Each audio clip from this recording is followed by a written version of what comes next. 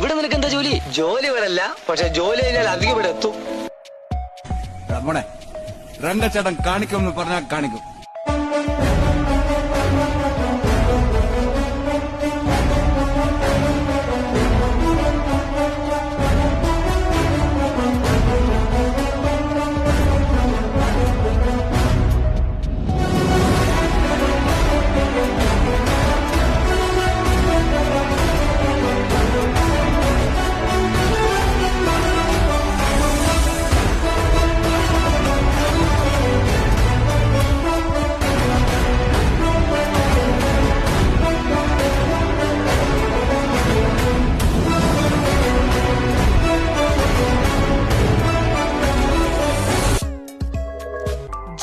Jobsia, SD Complex, TS Road, Makkani, Kannur 2.